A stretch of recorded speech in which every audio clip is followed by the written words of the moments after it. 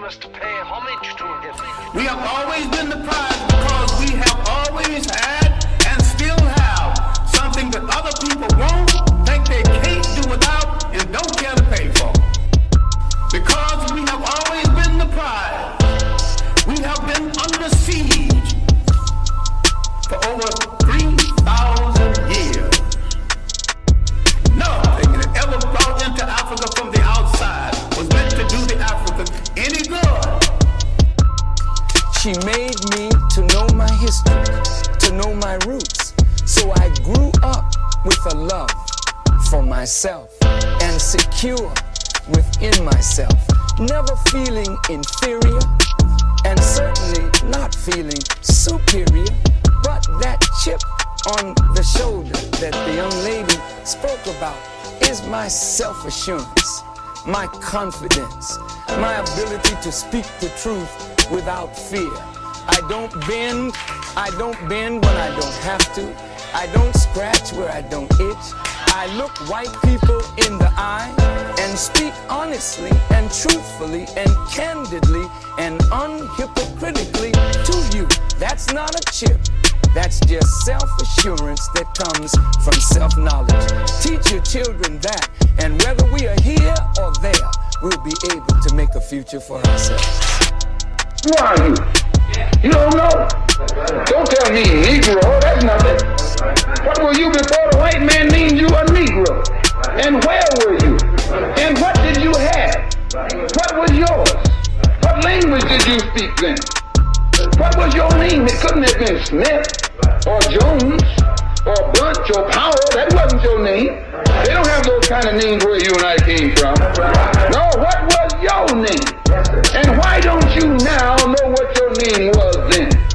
Where did it go? Where did you lose it? Who took it? And how did he take it? What tongue did you speak? How did the man take your tongue? Where is your history? How did the man wipe out your history? What did the man do to make you as dumb as you are right now? In fact, recently, some lot of garbage is written in books by people who call themselves historians, making it appear as if we have to thank Lyndon Baines Johnson for the advancement because he signed the Civil Rights Bill. Of course he signed it, but while he was signing it, we were in the streets burning the country down. You better hurry and sign it. Burn the whole country down. Do it quick. But if you're not careful, you will thank Lyndon Baines Johnson. I say now, give us that poetry on number 7. He wanted to go to heaven, so I took him in 7. You took him in 7. I am the king of the world. Hold it. I'm pretty. Hold it. You're not that pretty. I'm a bad man. Wait. I shook up the world. I shook up the world. I shook up the world. So we always say the Black Panther Party that they can do anything they want to us. We might not be back. I might be in jail. I might be anywhere. But when I leave, you can remember I said with the last words on my lips, I am a revolutionary. Greetings and welcome to another episode of the Melanated Power Hour. I'm your host, Sam Polk Jr. I'm so honored, so thankful, so blessed to have you back with us one more time as we discuss issues pertinent to the African Diaspora.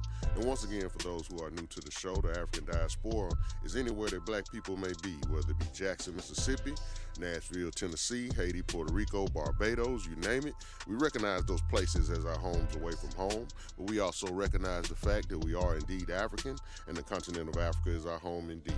I am joined again by the man, the myth, the legend, the funniest man I know, comedian Just Will. What say you, my brother? What's going on, my brother, man? It has been a great day today, man. I'm just loving life, man. You know what I'm saying? Just hey, any day I can wake up and breathe this fresh air, man. I'm happy. Absolutely.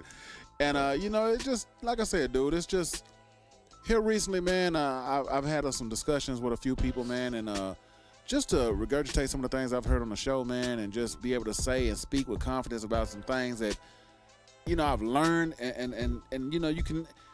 It's one thing to speak on certain things, but not have any substance, Mm-hmm. And now that I got substance and I can actually, go into detail about a lot of things, man. It's really cool. That's why I love doing this show, man, because I'm not only just a co-host, man. I'm actually learning while I'm doing the show, man. So it just gives me a more insight on some of the great things that we've done in history. Yeah. Some of the great things that are going on right now, and it's giving me a different look at some of the things that are actually going on as well. And man, I'm able to just talk to people and attract new listeners as well. So it's great. Appreciate it. One thing, and I wrote this down, man. One thing I wanted to holler at you about. Okay. Last episode, Who is Swag? You ruffled a lot of feathers with that episode. Yeah, a lot of people liked it too. Yeah, a lot of people liked it, but like you ruffled a lot of feathers. Yeah. What do you think about that? The same people whose feathers were ruffled are among the group that this past weekend was rooting for the PWI Campbell to beat Jackson State. So I will say this. They aren't SWAC either. That's not a SWAC thing to do. We, throughout the history of the SWAC, black college football in general, whenever one of our teams was pitted against a PWI, it was all hands on deck. Can you, because a lot of people don't know what that is. Can you explain? PWI is a predominantly white institution. Yeah. So whenever one of our teams was playing against them, everybody rooted for that team. Exactly. For example, last year when Florida A&M went to the playoffs, arch rival of Jackson State in a sense, Jackson State beat them. I'm rooting for Florida A&M because they playing a PWI. I don't care who the HBCU is. I'm like, what's her name? Issa Rae. I'm for black, and it don't matter who it is. You understand? I mean, one more thing. When Steve McNair was being mentioned in the Heisman Trophy, I don't care if he was at Valley. I don't care if you was at Prairie View. I don't care if you went to a game at Howard. You saw the fans holding up signs, hand him the Heisman. Now that they mentioned Shador Sanders in the Heisman, everybody's picking him apart. And it's not people from the PWI. It's people from our camp. And that is so not SWAC, so not HBCU. If you went to a school that ain't in the SWAC, but it was an HBCU, you ain't HBCU. So that's what I say to those people. You know, and that just goes back to something. And they whooped their ass this week. Oh, yeah, they did. So and that also just goes back to something that I said earlier, man, on one of the previous shows. You know how much I don't like TSU. But if they play Vandy, who was I rooting for? Absolutely. TSU. I mean, that's just what you do, man. I mean, and I don't understand it. And for them to pick him apart, man, I'm like, dude, what?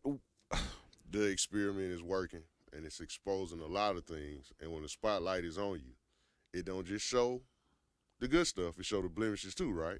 Right. That's a part of it. You know what I mean? But that's what I say. For every reason that they didn't like what I said, those are some of the same people who were rooting for Campbell to beat an HBCU. And I'll leave that at that. One last thing, man, before we get started.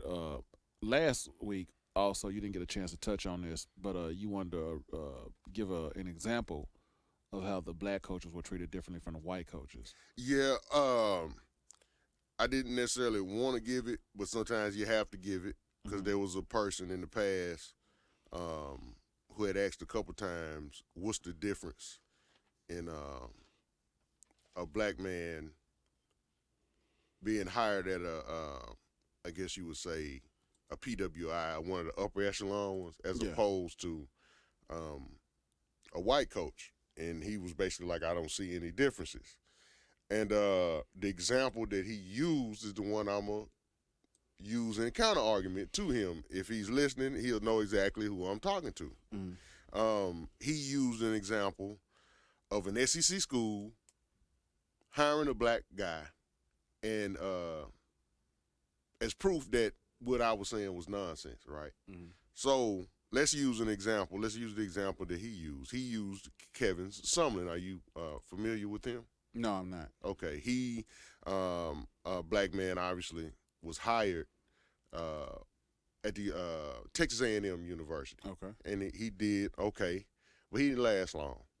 Immediately after him, they hired former Florida State coach who had won a national championship, Jimbo Fisher. Are you familiar with him at all? He comes under that Nick Saban tree. You know, real good coach. You know, not disparaging him or anything. You can't get that job if you can't coach, first of all. Right. But just to point out something that he may not have been aware of when he used this as an argument. I'm going to do this. To be fair, I'm going to read both of their coaching records at Texas A&M through the same time period. I mean, you know, the same amount of games coached. Okay. So let's look at 53 games, and there's a reason why I picked 53 games. So Jimbo Fisher through 53 games, his overall record was 37-16. He wins 37 games, he loses 16 games.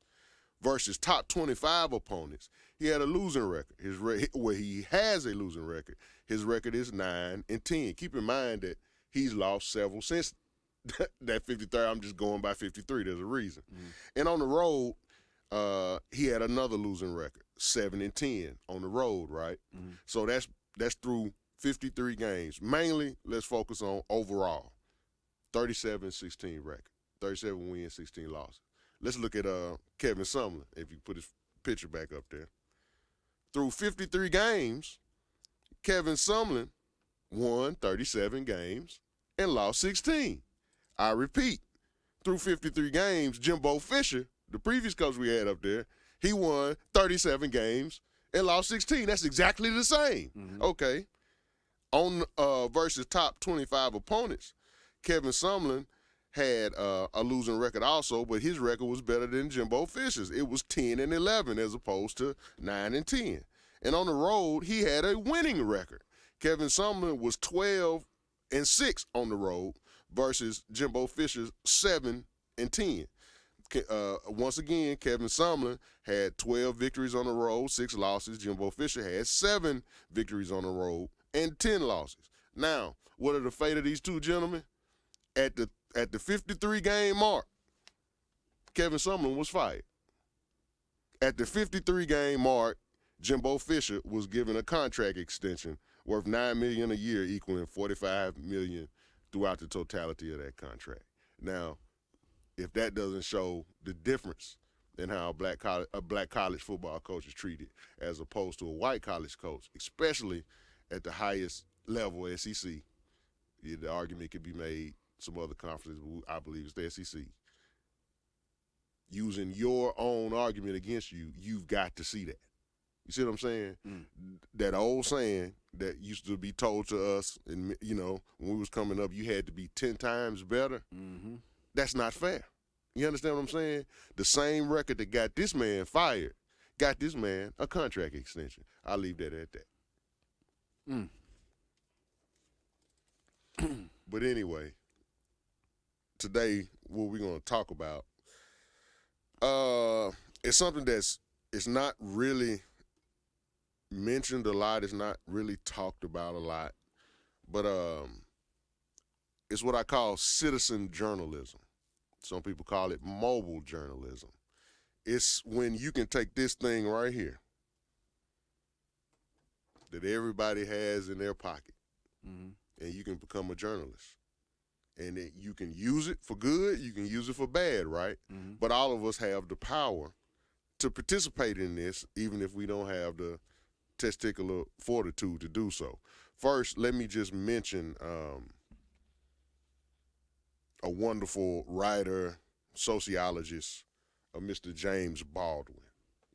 You ever heard of him, Brother Brown? All right. James Baldwin said something that was very poignant. It's going to lead us into our conversation. And jump in whenever you want to. All right. James Baldwin has a quote that said, "Black people need witnesses in this hostile world we live in." I repeat, James Baldwin said, black people need witnesses in this hostile world we live in. Now, why do I say that? I say that because so many times in our life, in our condition that we are currently in, not only in this country but in the world, we don't have a witness. Now, witness that's a loaded word. We'll get into it in a minute. It has a lot of connotations, and we're going to take on all of them. But let's say, for instance, Mr. Walter Scott, who was shot to death by police who claimed Mr. Walter Scott was trying to take the officer's taser from him. And the officer said, I couldn't allow him to take my taser because if he took my taser, he could immobilize me, take my gun, kill me and my partner and everybody else, right? Now, that became the generally accepted notion of what happened because seemingly to the officers, they thought that they were the only ones present. Empty lot, Mr. Scott and the two officers, right? Right. But there just happened to be a brave citizen who said to themselves that I may not be able to do anything to stop this, but what I can be is a witness. You understand what I'm saying? Right. And they recorded it with this cell phone that I just held up, you know what I'm saying, that everybody has in their pocket. And the cell phone footage shows that he did not go for his taser. He was just shot. You understand what I'm saying? Yeah. Without that citizen journalist, as I would call them, without that onlooker, without that brave witness, nobody would know the truth, right? Right. Let's look at the history of lynchings in this country, many of which are documented by photos. I'm going to ask you, Brother Brown, I ain't asking you to strain your eyes or nothing, but look at that photo, okay? How many black people do you see in that crowd? And this is a black and white picture. Mm-hmm. I can tell you now, the only black person I see in that crowd is one hanging from the tree. Okay. And do you have another one? I'm going to show you. I'm going to point some out to you. Now, when you look at this next picture, seemingly the same type of events. This one is at night. Mm-hmm. When you look out into that crowd, do you see any black people? No. This is why a witness is so important. Some person, undoubtedly watching right now, some young man or young lady, is saying, why didn't any black people do anything? You understand what I'm saying? The black people ain't in that picture because they're fleeing. They're trying to get away to avoid being the next, right? So in a world where you can be treated so horribly without somebody there to bear witness to what is happening, who knows about it? You understand what I'm saying? And also, this type of citizen journalism can be looked at in two ways. That's an example of citizen journalism right there. The two pictures that you put up was taken by somebody else who felt that they were doing something right. You understand what I'm saying?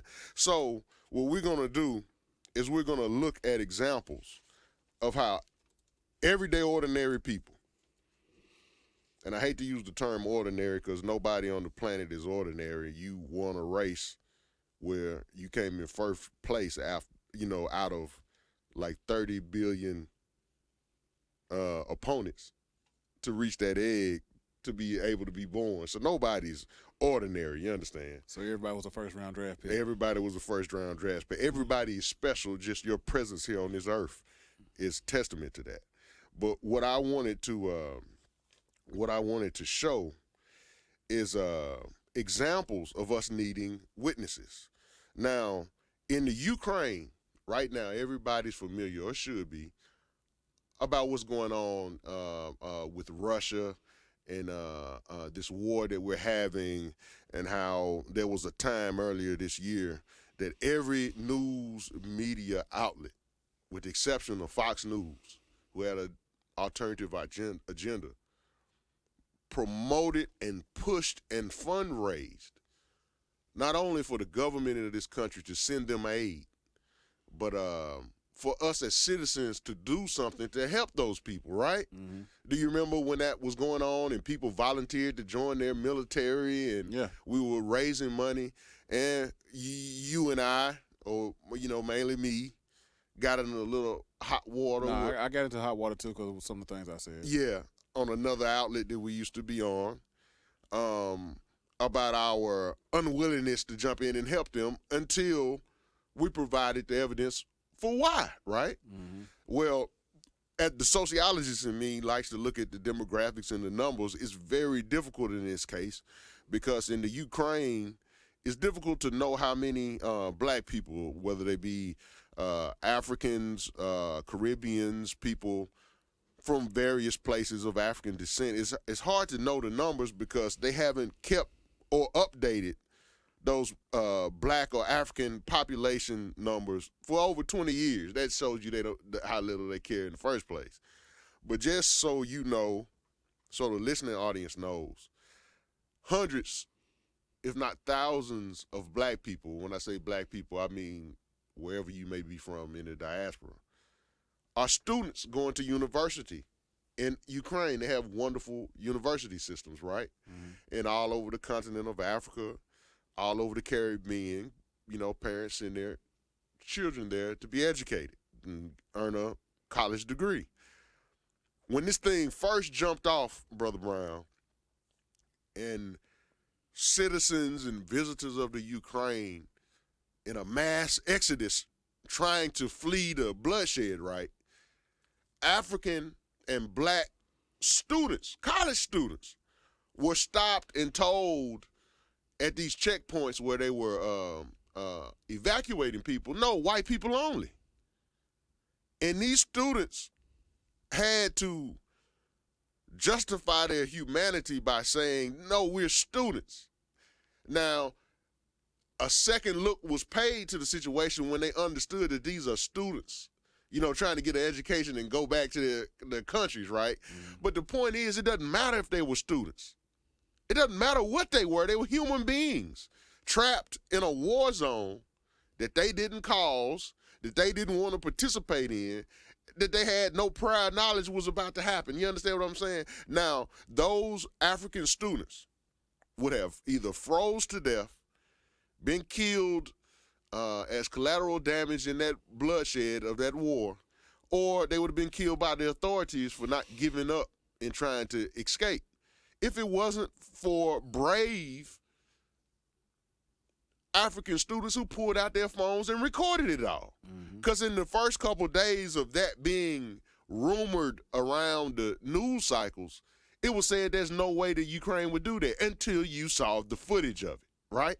This caused various hashtag campaigns, hashtag Africa Ukraine, hashtag Blacks in Ukraine, hashtag Black Lives Matter in Ukraine, to but to just inform African heads of state all over the continent, black people that were important in powers of position all over the globe, to do something about it, right? It also caused them to inform them via their phones the safest routes out of there without, encountering this discrimination at the checkpoints.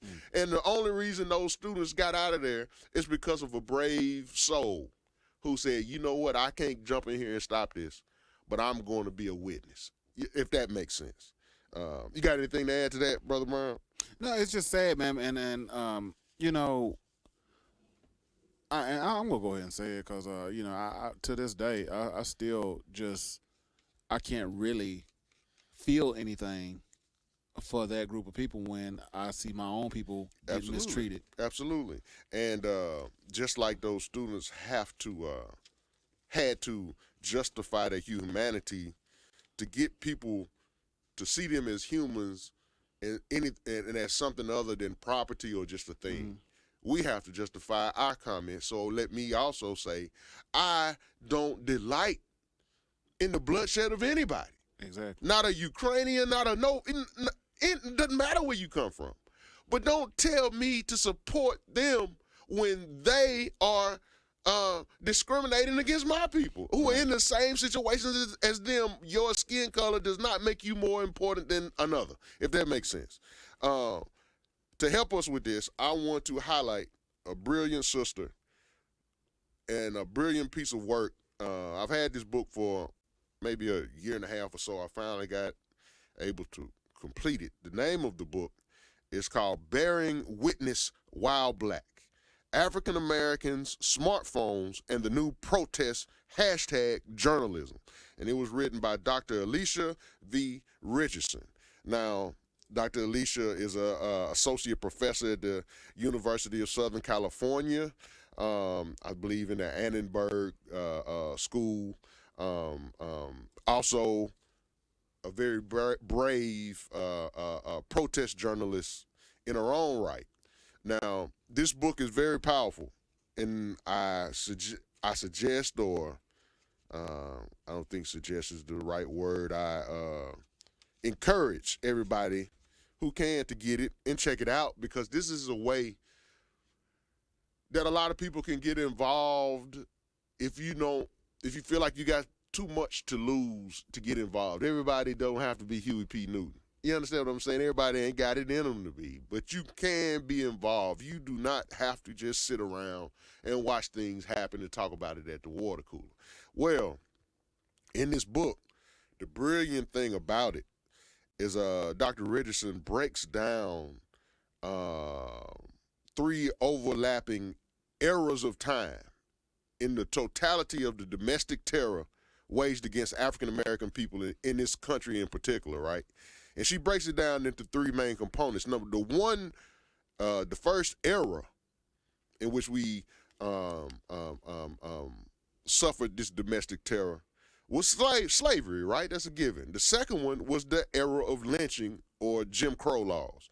And the third is the modern context, which we now live in, and that domestic terror comes in the form of police brutality.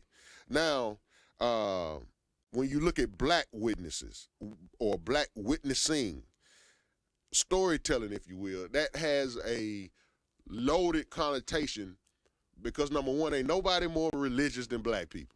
It just ain't, you know what I'm saying? I debate anybody on that. It can be argued that we invented it, the system of religion and worship. Well, witnessing is something that's very important to black people because what do most black, whether they be Christians, Muslims, Jewish persons, one of the worst things you can do in our community is bear false witness against someone. Right. As in the case of Walter Scott when they said he was trying to take the taser. And until we saw footage of what happened, we wouldn't have known. So we are taught from an early age. You heard it. You know, I know your mama, your grandma will tell you, you lie, you'll steal, you'll kill. You know, we don't have much tolerance for a liar or a bearer of false witness. Witness can also be in a religious or a moral context. You giving an example from your own life of how you got out of something bad. Does that make sense? Or how you turn something around. You know what I'm saying? I'll be a witness to that. You understand what I'm saying? That's why bearing witness while black is so poignant and important. I want to talk also about times in history that you may not draw a parallel with this, but it was happening in terms of the technology of that day was them using the smartphone. But as technology and science advances, it's supposed to do so because it's supposed to be making your life easier, right? Let's look at some iconic photos throughout history. Now, one reason that photo is so important is because, and for those who are listening via Spotify or iHeartRadio, Pandora, Spreaker, those podcast platforms, you can go to YouTube, type in the Melanated Power Hour, you can see these photos. Now, those photos are so important because somebody was brave enough to take that photo.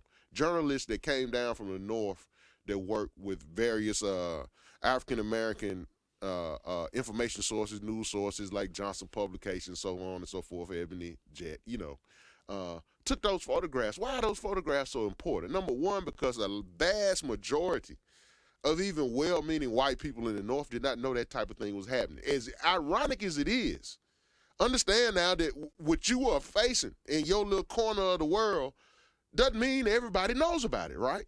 Now, some of these protests were staged to force somebody to bear witness to what was happening. Now, who's exacting that hose on those people? Do you know? Oh, I'm pretty sure. It's the fire department. Fire department, yeah. Now, we pay these people to keep the community safe. And you wonder why black people have an ill look or a disdain for law enforcement and safety regulators in light of this information or these pictures. You should kind of start to understand why, right? The very people that's supposed to save your life are keeping you from exacting your rights as a citizen. And let me add something here, Sam, because I had this discussion earlier today, and they said, "Oh, well, that happened a long time ago." Yeah. Will you please let these people know that? Unless you're talking about the dinosaurs, right? Historically, there's no such thing as long time ago, and many of the people who said that, or whoever that was that said that, I'm sure they have somebody in their family that was alive when that's happening. That was last week, historically speaking. Yeah. And it doesn't matter when something happened. If it was wrong, it's just as wrong now. And it affects you too, even though you don't know it. But go ahead. I didn't mean to jump in there. No, and I'm people. First of all, like that makes me mad when somebody says, "Oh, that happens a long time ago." Or, I didn't have anything to do with that. No, my thing is, you still reaping the benefits of it. Yeah. And sometimes you don't know that, and that's why it has to be explained to you. But as you look at these photos, give us another one, Brother Brown. Now, this is a photo taken of a law enforcement officer with his attack dog. And these are peaceful protesters, many of whom are female and literally have no way of being a threat to him in any kind of way. So what you saying that females, now for people who want to say this is a long time ago, those females were my grandmother. Absolutely. Some people who listen to their mothers or themselves, you know what I'm saying? So, it's not a long time ago. Yeah. But as we look at these photos, the point I'm bringing up, put a couple more up there. Somebody took them. And if that person, whoever they were, look at this picture. This young man is engaging in a march, a protest, and the police are sicking their dogs on him. A peaceful protest. Absolutely, absolutely, a non-violent one. Yeah. And but the point I'm making is, if we weren't there, would we know that happened if somebody wasn't brave enough to take those pictures? You understand what I'm saying? You got the pictures of King on the balcony. Pictures of, immediately after the dastardly deed was done, and the aftermath of them thinking they heard the shot from one place and it came from another. We have photo documentation that this is what it looked like at the time, and even though a photo can't speak, technically it says 1,000 words. When you get the evidence of what really happened, the pictures bear that out. You understand what I'm saying? Y'all thinking somebody shot him from here. No, it came from over here, and the people in the photo telling you that. But somebody had to be there to take that photo. You understand what I'm saying? Now, let's talk about Dr. Richardson for 1 second. I didn't want to gloss over her too fast. But she's a pioneer in this thing we call citizen journalism or mobile journalism. She's won several awards for what was called smartphone journalism. And she has taught in the United States and on the continent of Africa, using her own experiences with brushes with police brutality to inspire black youth to take their mobile devices and become revolutionaries and start to document things that maybe they don't have the power to stop, but they can at least bear witness to. From the vantage point, of the participant observer. Even though I'm just observing, I have become a participant because I have made a choice to document this for history or posterity or for legal reasons and so on and so forth, if that makes sense. Let's look at people throughout history. Let's look at Frederick Douglass. Frederick Douglass, they say, is probably the most photographed man of the 19th century. That's saying a lot, right? Mm-hmm. And he did so purposefully. Any chance he got to have a photo taken, he did it.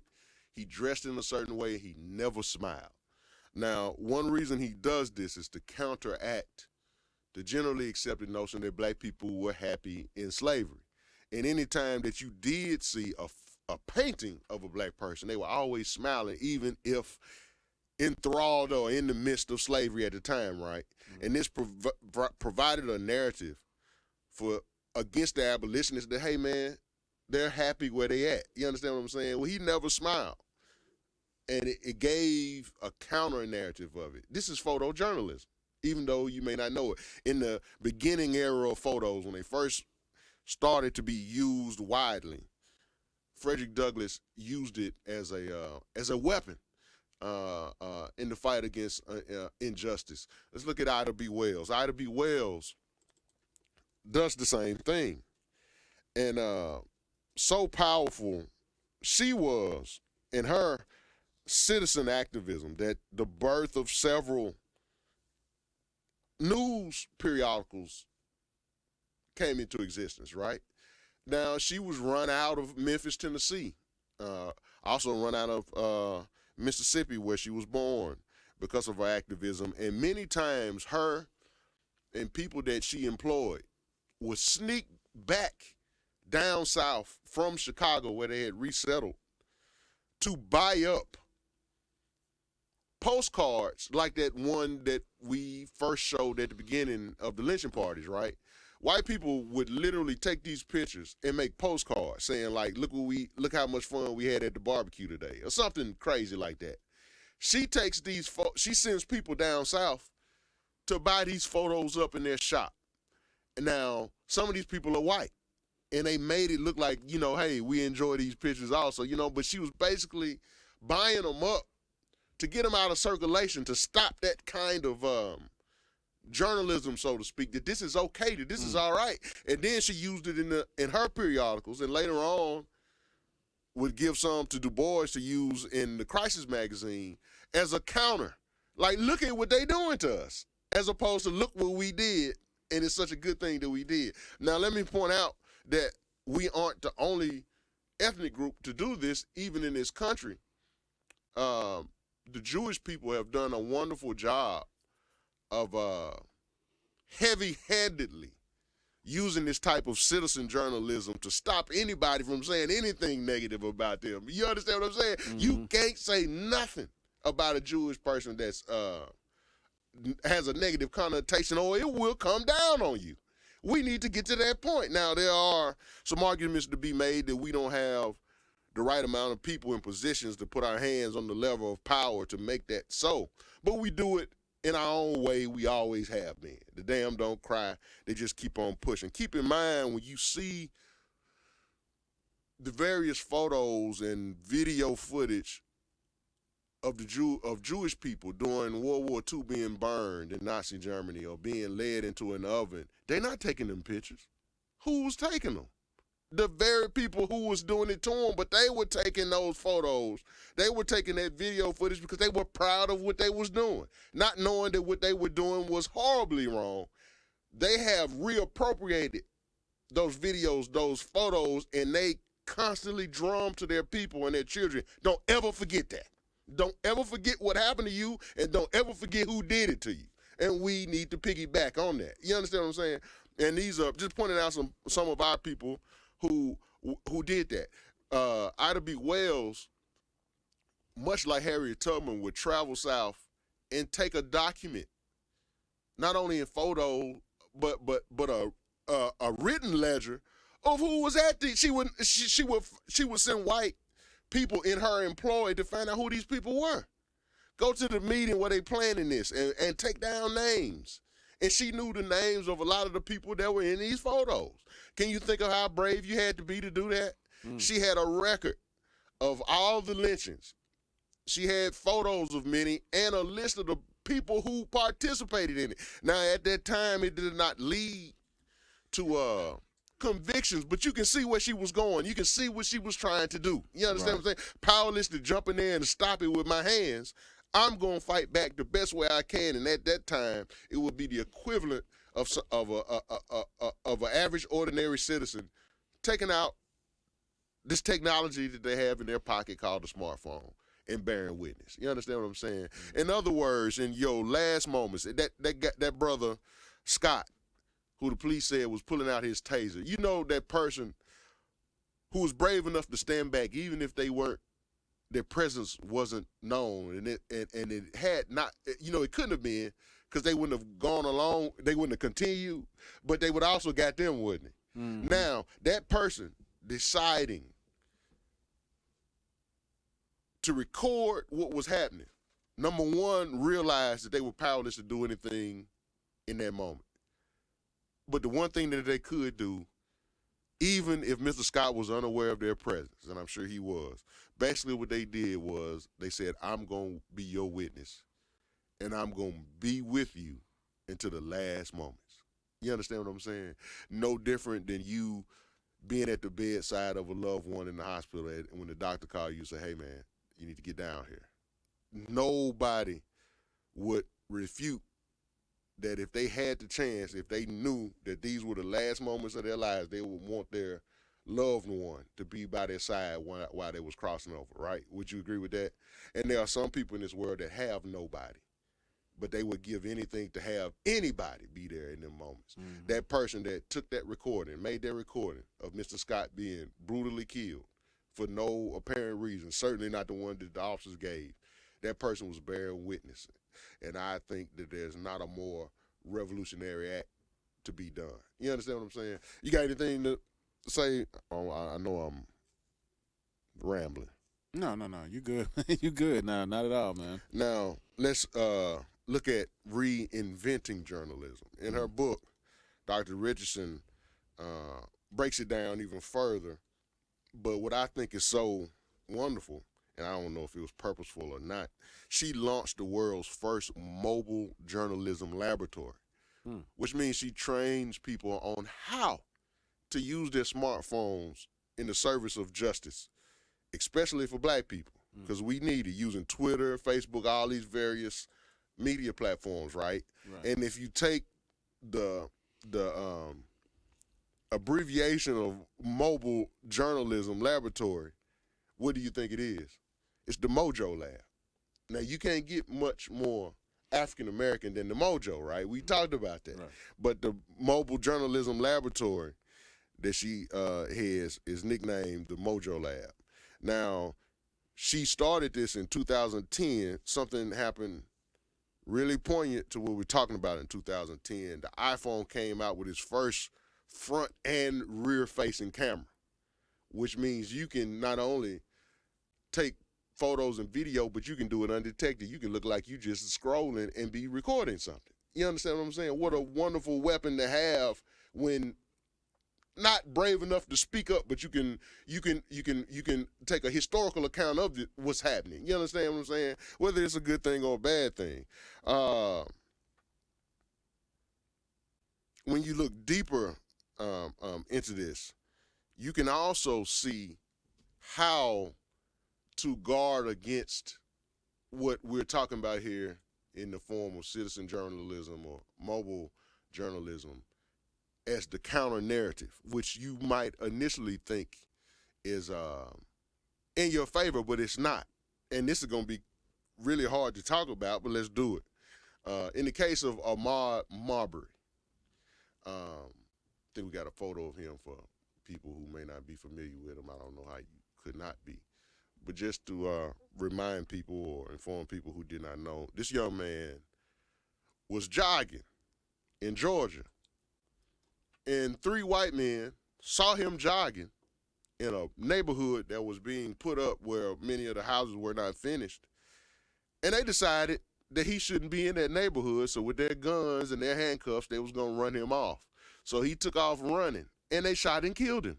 Now, those men were later prosecuted. I don't know if the listening audience is familiar with that. I'm certainly, some are, but I really hope that they are, that those men were prosecuted. Now, what is the only reason we know, why is the only reason we know what happened? Because they had video of it. Who was videoing it? Who was actually videoing it? It was a guy in the car behind him. It was the people that did it. It was people that did it. Now, why do you think they were videoing it? They thought they were doing something right. And they was going to use that footage to brag about what they did. You know what I'm saying? Now, keep in mind when you watching the footage of this happening, they're telling on themselves the whole time, right? Now, if you were doing something like this, why would you record it? Now, you can understand why somebody that knows it's wrong is recording it. Why would the perpetrator record it, right? Right. There's something that you should really guard against, man. Being exposed to violence in any kind of media form, whether it be movies, video games, photos, the more you see it, you become desensitized to it, right? Mm-hmm. And there is an element of the American population, even the world population, that gets off on seeing stuff like this. In other words, they rooting it on when it's happening. Now, you watching it on the news, thinking, okay, now we see what's happening, but you're not even realizing that the people who took it recorded this because this is porn for weirdos like them. You understand what I'm saying? When we do get our hands on this information, much in the same fashion as Ida B. Wells, who would go back down south or send people back down south to buy up these postcards of lynchings that they enjoyed looking at, that they got off on, and reappropriated it to show the greater world, macro versus micro, what was happening to people. You understand what I'm saying? Look at, you can run down the list. There's no footage of Trayvon Martin, but there certainly is audio of what was happening at the time. You understand what I'm saying? Keep in mind that what happened to Brother Trayvon Martin sparked on arguably the largest protest movement in this modern context of Black Lives Matter. No matter what you may think of what it has become or who's involved in it, certainly young people using their phones and going to Twitter and Facebook sparked that hashtag movement. You understand what I'm saying? Mm-hmm. Let's look at a sister, and now this is participatory mobile journalism, one of the best examples we can give of Aisha Evans. Now, I don't know if you saw that picture before, Brother Brown, but it was all over the place a couple summers ago. Mm-hmm. And what you're seeing is a young black woman participating in a protest. And also in this protest, while it's going on, there are many white people on her side. She's singled out and arrested for no apparent reason. Now, you can look at the way they're dressed, and they're fit for combat. They're on a war footing. What does she have that's threatening to them? You understand what I'm saying? She's arrested, zip-tied, held, moved from place to place without even having a clear definition of what crime she committed, right? But guess what she had in her pockets? Well, number one, somebody took that photo, which is citizen journalism. But also in her own right, she has a cell phone in her pocket, and she's able to ping family members so they could keep up with where she was as they're moving her. And when they found out that this was going on, they couldn't do whatever they were planning on doing with her. You understand what I'm saying? Just think about that.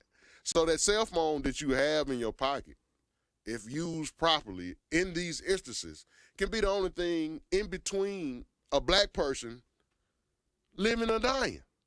The fact that you have the power to record them in what they're doing. Because even by law, they're supposed to be recording it, but we know that footage gets mysteriously lost, right? Mm-hmm. There's a doctor, medical doctor, black man, who went around treating homeless people during the midst or the height of COVID, right? Mm-hmm. He's arrested and frisked, and they demanded to see his ID, which he left at the house. His wife just happened to be recording at this moment when it appears that they were about to do something that would have put him on the same list as George Floyd. You understand what I'm saying? Mm. Her bravery in that moment was mobile journalism or citizen journalism. The only reason that sister is alive to tell her story is because of the phone that was in her pocket. That's participatory journalism or mobile journalism at its height. If you are a person listening to this and you feel like you have too much to lose, and whenever we talk about your participation being needed in the overall fight for justice and freedom in whatever form it may come, voter registration, observing law enforcement who we pay through our tax dollars to make sure that they're doing right by the community, which is, by the way, how the second connotation of the Black Panther Party came about. It's not hard to find out how to get involved or how to do it yourself. I'm going to give you some names, and I want you to look them up and see what they do and how they got started by using simply their cell phones. Go look up a young lady named Diamond Reynolds. She's a huge presence in social media, and she uses her cell phone, or she did initially, to build a platform for Black people to understand what's going on. Look at Alicia Garza, I'm sorry. That's the co-founder of the BLM movement, the Black Lives Matter movement. Again, regardless of what you think it has become or has not become, look at the original moments of it. And this whole Kanye West thing about the White Lives Matter t-shirt, we're not going to even pay that we're not going to even give it any attention, right? Because, of course, all lives matter. But we have to say Black Lives Matter because obviously nobody else knows it. And that was the initial premise of it. Keep in mind, this thing was first told to us because of the way we act in our own community. We had to tell ourselves Black Lives Matter because we killing us. You understand what I'm saying? We're damaged people.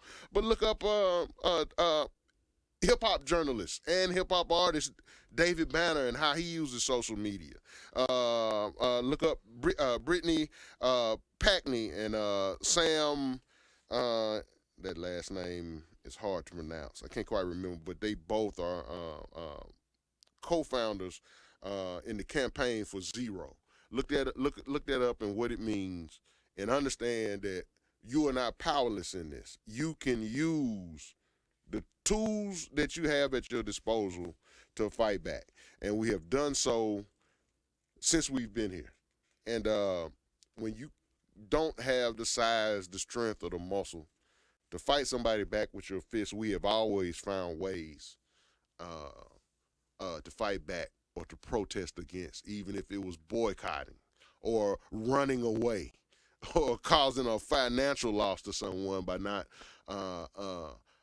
buying their products or using their services, or removing yourself from the situation when you were thought of as property. You understand what I'm saying? So much that we can touch on this subject. I fear stopping at a certain point because I don't want to continue to beat a dead horse, but I also want to point out a couple things for those who are interested in this type of thing. There's the theory of Black witnessing. It's a thing from the theological standpoint to the comedic standpoint of witnessing, and also the counter narrative of someone who would bear false witness against you. Look up the theory of Black witnessing. Also, a very prominent figure in that intellectual movement is Alicia Richardson. Now, in her book, she also points out something that I want to point out. Now, you know, sometimes things become cliche and then they just become overboard, right? Things mean something when they're first said, and then when it catches fire, everybody says it, and they don't even really know what they're saying. They're just saying it because it's cool to say. Now, hanging around me, you know what styles make fights, the connotation or what that means in terms of boxing, right? You hear people say that every day, and they don't know what it means, and they use it in the wrong context. This stay woke thing. You know, I know what we trying to say when we say it, and I understand what we mean when we say it. But you know, from day one, I always had a problem with he's woke or stay woke, right? Where Dr. Richardson points out in this age of wokeness, because now that has become popular, you hear people on Fox News saying it. And stay woke to them means something totally different. Stay woke to them means when they say something bad about Donald Trump, it ain't true. They lying. You better stay woke. You understand what I'm saying? Well, in this era of stay wokeness, and you know, which initially meant that you have taken it upon yourself to be make it a part of your daily life to be an activist, right? Well, she says, don't stop saying stay woke, and say work woke. In other words, make being woke your vocation. Make being woke your usual vocation. Whether you make money at it or not, make that your life's passion and your life's goal. And before we get out of here, I'm gonna get you to hold that up one more time. Go check this book out, Bearing Witness While Black, African American Smartphones and the New Protest, #journalism by Alicia V. Richardson. And I wanted to point out a couple more. Brother from Clarksville, Tennessee, the great Ted Poston, was a pioneer of African American journalism, put himself in danger many, many times to bring a story back not only to us but to the world that would otherwise not even known had happened. Go check out a book called Ted Poston, Pioneer American Journalist by Kathleen Hawk. Another one on Ted Poston, A First Draft of History, which is not biographical, but it is his own works, sort of in reader style, by Kathleen Hawk as well. And I also want to point out one of my favorites, Shocking the Conscious, a reporter's account of the civil rights movement, Simeon Booker, also co-written by his wife.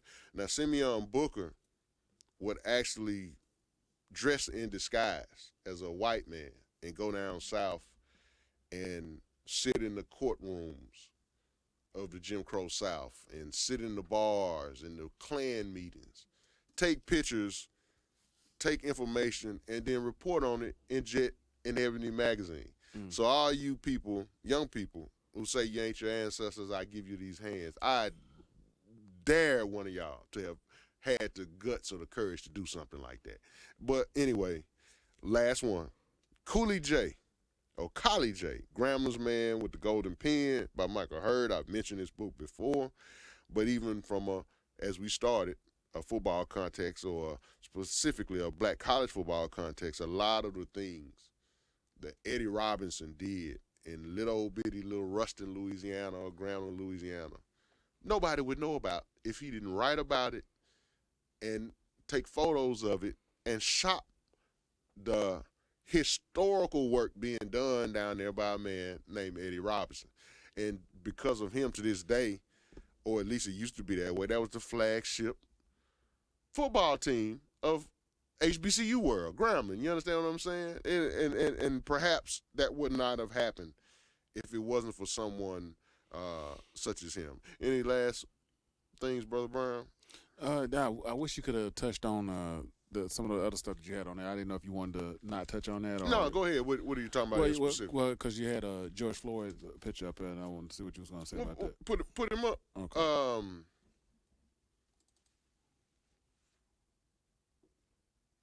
As an example, who would know what happened to Brother George if it wasn't documented on video? Now, there's a lot of people, if you watch that occur, if you paid attention during the trial or the various things you saw in the media, there are many people out there, but there's only really one brave little girl who recorded it. Their initial statement was, the police, the law enforcement, their initial statement was he died of respiratory failure in a medical van.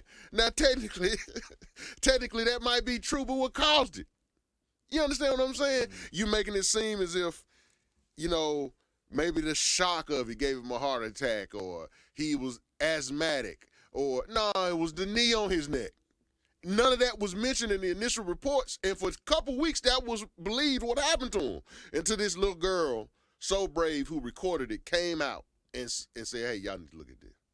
And it had on there clear as day that you can die of heart failure from a gunshot. But who shot you? That's what caused your demise. So what happened in terms of leading to his death was the man who kneeled on his neck for, 4 minutes and 44 seconds or whatever it was. if it wasn't for that brave child recording that, and not only stopping there, but coming forward eventually once she saw what they were saying. Nah, this is what happened. If it wasn't for that citizen journalist, that mobile journalist, we wouldn't have known who George Floyd was. And even more importantly, not that one life is more important than the other, but what kicked this whole thing off of this new resurgence of people being proud and wanting to support their own colleges, people wanting to come back home, and this in COVID when you was forced to watch it. Who was the single most figure in causing all this? We all watched his lynching on TV, George Floyd. You understand what I'm saying? None of that happens if it wasn't for that brave soul who said, hey, I'm going to bear witness to what's happening here, if that makes sense. And what was this right here? That's the way it's reappropriated. And it's the way that you should guard yourself against. That every time you see one of our more traumatizing experiences live on video as it wasn't in the past, it ain't always being done to point out the injustice done to you. It's done because people get off on seeing it. There's a certain element of the population that likes to see that. Another nigga dead. Put it on the cover. I can't get enough of seeing you do that to him. You understand what I'm saying? So until we create our own narratives and tell our own stories, you understand what I'm saying? That can easily happen. Now, you see a lot of times these pictures of our great iconic leaders, and they're on this picture and they floating in a cloud or something, and you're like, oh man, that's a great picture. You know what that picture says to some people? Every time a nigga try to stand up and do something, we kill him.